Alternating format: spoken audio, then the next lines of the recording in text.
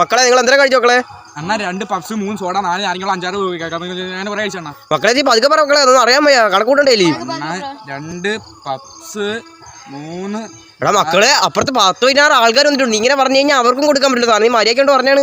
അണ്ണാ ഓണമൊക്കെ ഇല്ലണ്ണ, ഓണമല്ല ഉത്സവമൊക്കെ ഇല്ലണ്ണ, നമുക്ക് വല്ലതും കഴിക്കാൻ വിലയൊക്കെ കുറച്ചെന്നൂടെ അണ്ണ.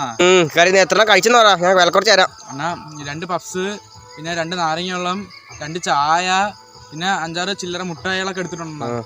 മക്കളെ മൊത്തത്തിൽ ഒരു 80 രൂപ ആയിട്ടുണ്ട്. നിങ്ങൾ നമ്മുടെ പിള്ളേരായിട്ട് നീ 79 രൂപ തന്നാൽ മതി. 79 രൂപ തന്നാൽ മതി. നിങ്ങളുടെ പിള്ളേരെ പൈസ കഴിച്ചാൽ പൈസ തരുവാടാ. ഇങ്ങോട്ട് ഓടുന്നടാ, ഇങ്ങോട്ട് പോടാ.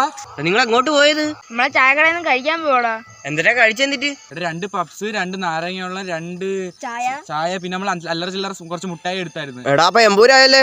80 രൂപ 80 രൂപ. എടാ ഞാൻ ഗൂഗിൾ പേ ചെയ്ത് തരാം കേട്ടാ. ശരി, നമ്മള് പോണ കേട്ടാ. അല്ല എന്തിനായിരിക്കും അവന്മാർ എനിക്ക് 80 രൂപ വരുന്ന? എന്തെങ്കിലും ആവട്ടെ, ഒരു ചായ മടങ്ങി കഴിക്കാം.